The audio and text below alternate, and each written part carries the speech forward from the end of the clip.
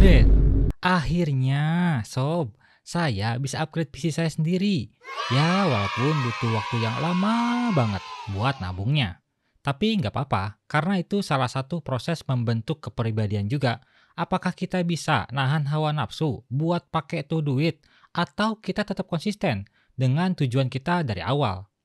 Tapi ini saya mau kasih catatan dulu nih buat teman-teman di sini. Please lah ya, tolong banget ini mah, tolong. Kalau emang maksa, ya saya akan memaksa kamu untuk tidak FOMO, tidak latah, dan juga tidak lapar mata ketika melihat orang lain rakit PC, upgrade komponen PC, lihat-lihat review PC, dan seterusnya. Soalnya banyak banget nih yang udah rakit PC atau upgrade komponen PC, tapi pas udah jadi malah bingung mau ngapain. Pelanga plongo gak jelas, ujungnya cuma dipakai nontonin YouTube Tomatek doang.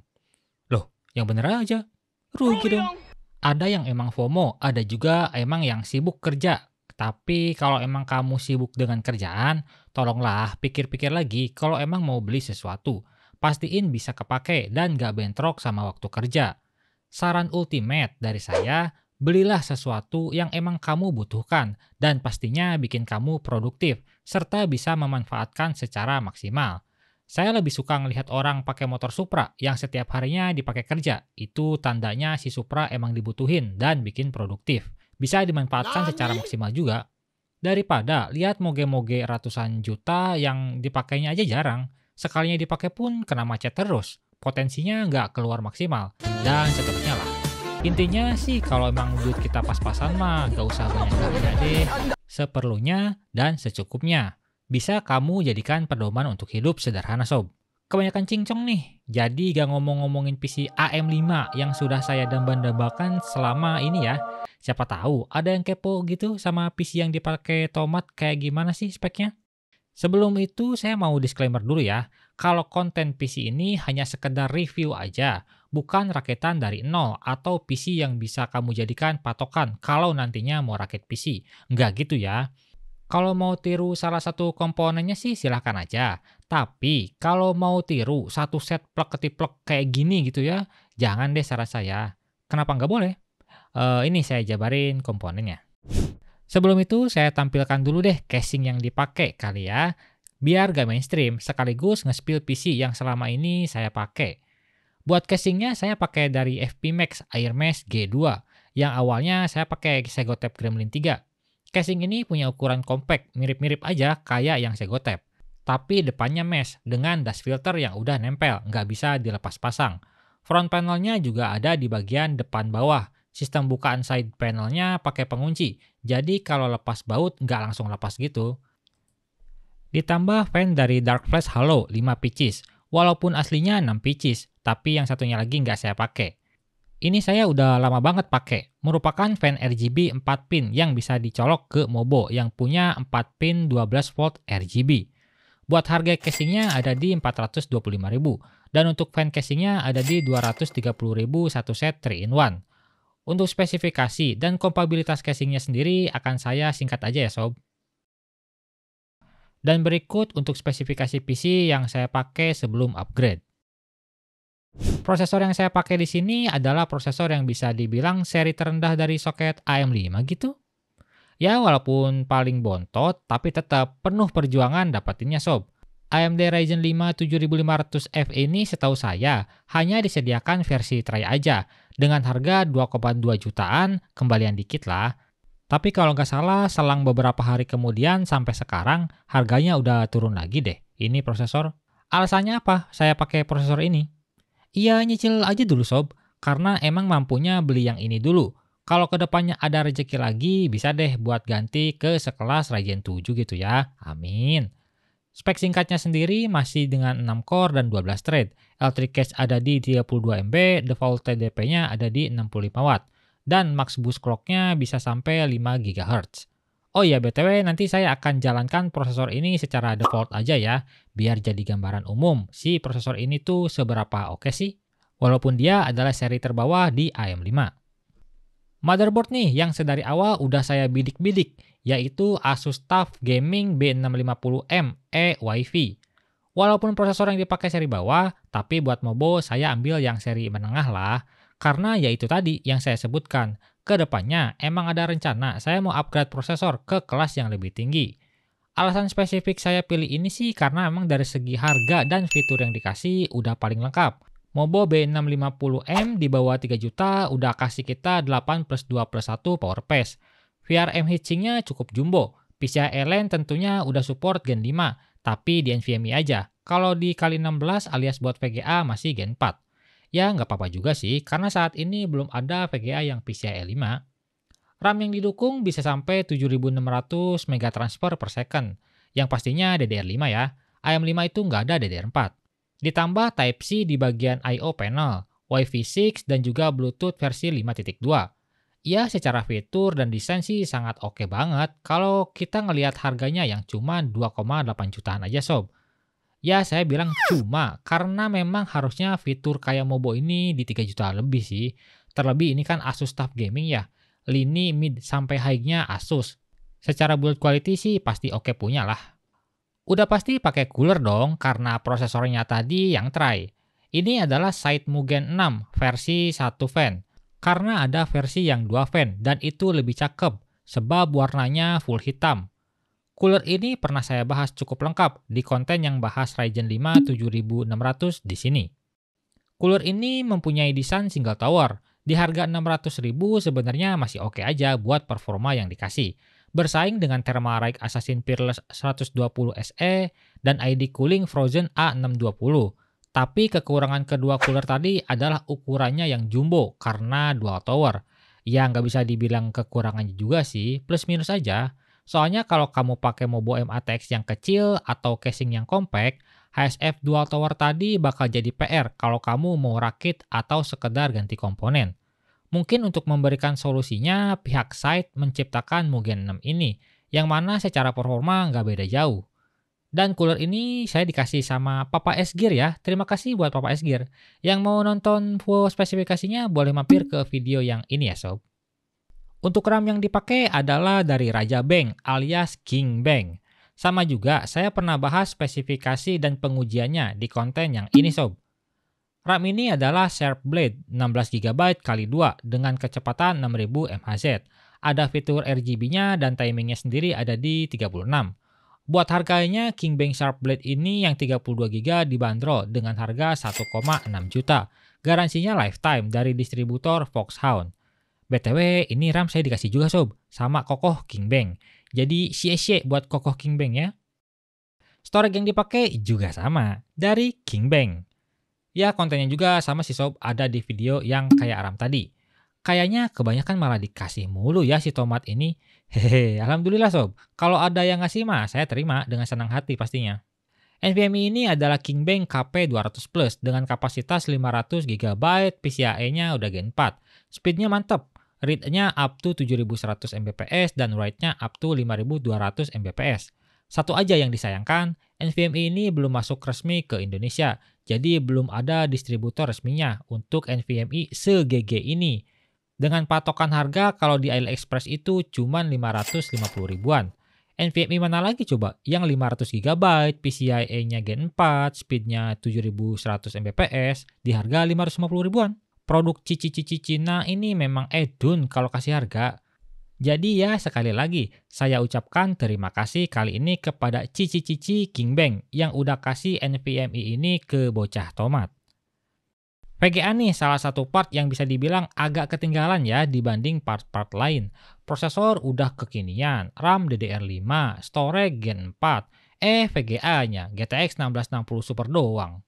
Tapi ya nggak apa-apa, bagi saya nggak jadi soal. Selama saya ngedit, live stream, dan lain-lainnya, saya ngerasa VGA ini masih cukup dalam penggunaan saya sehari-hari, terlebih saya itu pakainya 2 monitor. VGA ini saya dapatkan second beberapa bulan lalu. Saya lupa tepat kapan dengan harga 1,6 juta. Tapi waktu itu saya ingat banget harus COD ke Tangerang. Rela dah dari Bogor ke Tangerang naik KRL desek-desekan demi VGA yang harganya standar tapi masih punya garansi resmi sampai bulan Desember 2024. Karena ya rata-rata di harga 1,6 juta itu non garansi. Secara spek pada tahulah pastinya 1660 Super ini VRAM-nya 6GB DDR6 sama yang TI itu sama DDR6. Kalau yang 1660 polos itu dia DDR5 ya, jadi jangan salah. PSU ini adalah FSP Vita GM yang sudah saya bahas juga di video ini sob. Ya intinya di situ saya agak kesel juga sama orang yang bilang PSU gak nambah performa dan semacamnya lah. PSU ini punya sertifikasi 80 plus gold yang resmi terdaftar di Clear Result. Tapi aslinya efisiensi gold di sini udah rasa-rasa kayak platinum sih. Proteksinya juga udah paling terbaru yaitu ATX 3.1 dan PCIe 5.1. Dengan garansi 10 tahun dari AGS dijamin harimu tenang, PC-mu aman, dan gak perlu upgrade-upgrade lagi PSU karena wattnya udah gede. Buat harganya sendiri, FSP Vita Game ini ada di 1,8 jutaan untuk versi 750 watt. Yang saya pakai itu 850 watt ada di 2,1 jutaan. Oke, setelah semua selesai disebutkan, saatnya kita buat price list nih. Buat yang sering nanya-nanya juga pas live, Bang, spek PC abang itu habisnya berapa juta sih? Sering sih ditanya kayak gitu dan inilah jawabannya, yaitu ada di sekitar 12.300.000-an. Wah, gak nyangka banget sih ini, saya punya PC yang bisa sampai belasan juta. Yang dulunya saya cuma pakai Ryzen 5 2600 sama RX 580 bekas mining pula. Sekarang alhamdulillah ada di titik ini. Tentunya semua bisa tercapai berkat dukungan teman-teman yang udah dukung Tomatek ya. Terima kasih banyak. Kalau bisa saya bakal doain kalian deh satu persatu. Nama kamu beserta bin fulannya. Tapi kayaknya bakal makan waktu berhari-hari ya kalau ngedoain satu persatu gitu. So, buat PC ini kedepannya tentu saya pengen dan berencana upgrade. Ya namanya buat hal yang produktif, pastilah perlu dukungan yang memadai juga. Kepengennya sih pakai Ryzen 7 7800 X3D, lalu dengan VGA sekelas RTX 4060 aja udah cukup buat saya pribadi. Karena saya bukan orang yang gaming banget, dan editing juga saya bukan yang berat-berat amat sih. Jadi 4060 aja saya rasa udah cukup, terlebih dia irit daya juga. Oh iya, saya juga sempat jatuh hati sama salah satu casing ini nih sob, yaitu Fractal Design Pop Mini Air. Asli, saya suka banget sama desain dan kompatibilitasnya. Ya, casing itu juga jadi salah satu opsi upgrade saya ke depannya nanti. Semoga aja bisa kecapai lah ya. Yuk, langsung aja kita rakit. Tapi sebelum rakit, ini saya mau copot dulu part PC saya yang dulu.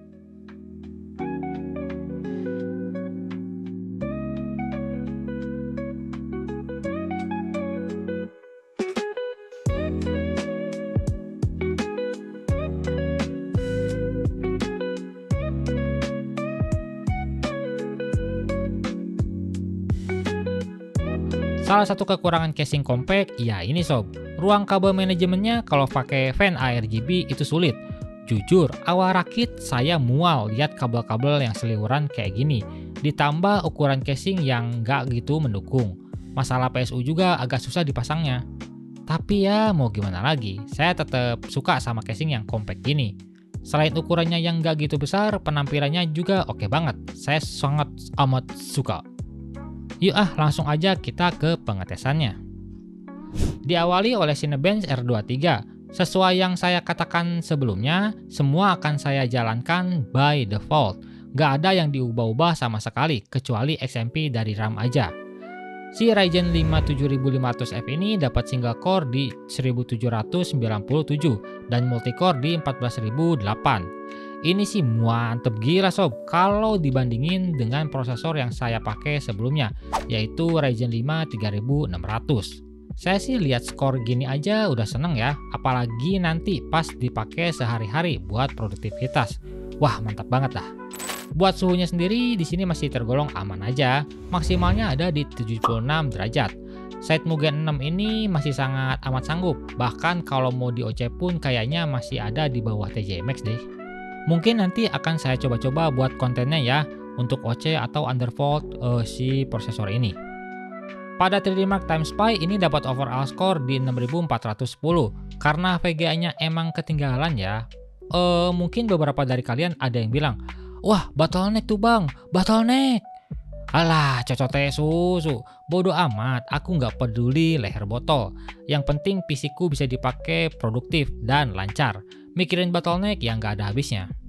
Kalau di 3D Mark Firestrike dapat overall score di 15.405. Di pengetesan VGA-nya pada Unigine Superposition dapat overall score di 11.418 dengan rata-rata FPS di 68. Salah satu anomalinya sih pasti ada di suhu ya, yang mana ini udah sentuh 82 derajat. Bejir, ini sih panas banget ya dan perlu diripasta. Tapi saya nggak mau ripasta karena masih ada garansinya. Sayang aja gitu. Toh dalam skenario saya pun di pemakaian sehari-hari nggak pernah atau jarang banget gitu ya GPU ngeload sampai 100%. Gaming juga akhir-akhir ini saya nggak pernah sih ngegame. Untuk pengujian SSD-nya walaupun sudah pernah dibahas, akan saya sebutkan lagi. Kingbank KP200 Plus ini dapat write speed di 7300, yang mana udah melebihi klaimnya di 7200. Tapi write-nya ada di bawah klaim yang dicantumkan, yaitu 5000 Mbps. Ya overall sih masih sangat oke banget, mengingat harganya 550 ribuan, dapat NVMe dengan kecepatan seperti ini. Lalu kalau kita tes rendering di Blender, preset Classroom ini bisa selesai dengan waktu cuma 1 menit 34 detik aja sob, termasuk waktu yang standar untuk sekelas GTX 1660 Super. Tapi kalau kita pakai ekspor di Premiere dengan video 5 menit formatnya 4K, ini bisa selesai dengan waktu 1 menit 13 detikan aja. Ingat ya, ini cuman ekspor, nggak ada efek atau layer apapun. Nah, kalau kita ekspornya cuman format 1080p, bisa selesai dengan waktu 25 detik aja sob.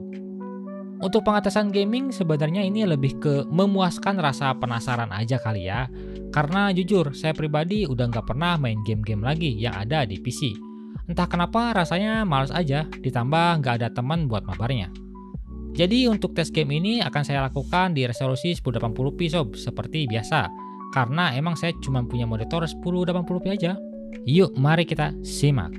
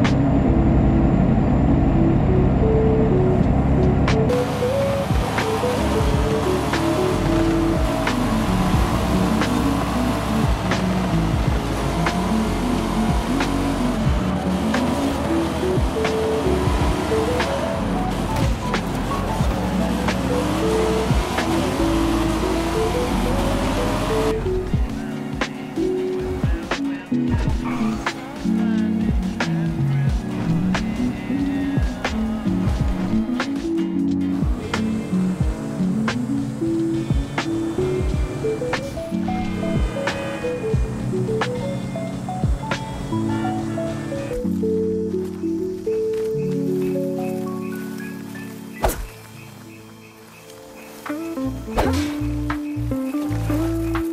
there. Please proceed into the auditorium. We'll unveil our plans.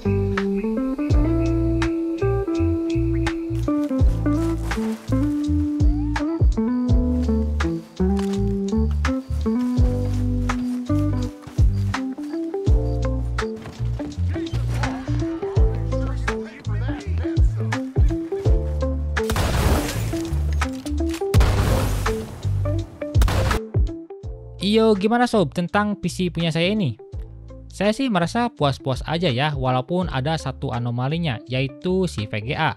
Selain emang VGA-nya masih seri GTX, suhunya juga udah panas. Pada beberapa kasus bisa sampai 82 derajat saat full load. Ya, semoga nanti saya bisa gantilah ya ke RTX 4060 sob. Termasuk casingnya juga nih yang saya pengen ganti ke Fractal Pop Air Mini. Tapi pastinya pada setiap rakitan PC itu selalu ada plus dan minusnya. Beberapa minus di PC ini saya rasa sih udah jelas, pertama di VGA-nya ya. Yang kedua ada di casing yang menurut saya terlalu ngepas banget. Apalagi kalau bongkar pasang, itu agak PR. Ketiga mungkin ada di fan-nya nih yang sebenarnya saya juga pengen ganti.